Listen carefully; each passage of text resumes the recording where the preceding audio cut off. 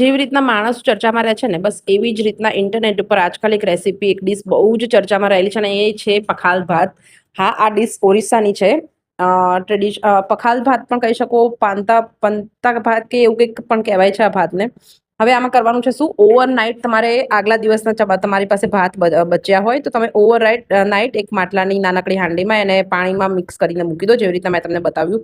બીજા દિવસે સવારે એની અંદર થોડું દહીં મિક્સ કરવાનું છે અને આવી રીતના ડુંગળી, મિરચી અને લસણને સાતળી નાખવાના છે નોર્મલ. હમણાં હું તમને જે રીતના બતાવું એ રીતના. સાઈડમાં એક બોઇલ આલુ લઈ લેવાનું છે, બટાકું લઈ લેવાનું છે એક, અને એને આ રીતના મેશ કરી દેવાનું છે. અને કડાઈમાં થોડુંક નોર્મલ તેલ મૂકીને જે તમારે ડુંગળી, મરચાં અને લસણ કટ કર્યું છે એને થોડુંક સેલો ફ્રાય કરી દેવાનું છે, થોડુંક સાંતળી નાખવાનું છે. હવે આ ડુંગળીને જે તમે સાતળી છે, ડુંગળી, લસણ અને મરચાંને, એને પેલા આલુમાં મિક્સ કરી દેવાનું છે.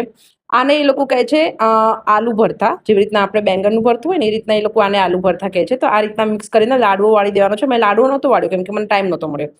હવે લાડવો વાળો કે છૂટું રાખો, શું ફરક પડવાનો છે? ટેસ્ટ તો સેમ જ આવવાનો છે.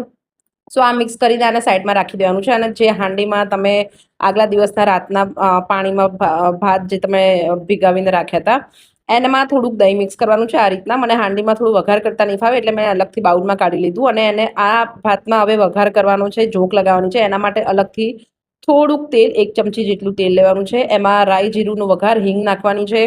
મેં ટેસ્ટ માટે થોડું ધનિયા પાવડર અને મિરચી પણ નાખી હતી. તમે મીઠા લીમડાનો પણ ઉપયોગ કરવા છો, પણ મીઠો લીમડો આજકાલ કોણ આપે છે? મને કોઈ નથી આપતું. ફ્રીમાં પૈસા આપતા પણ કોઈ નથી આપતું.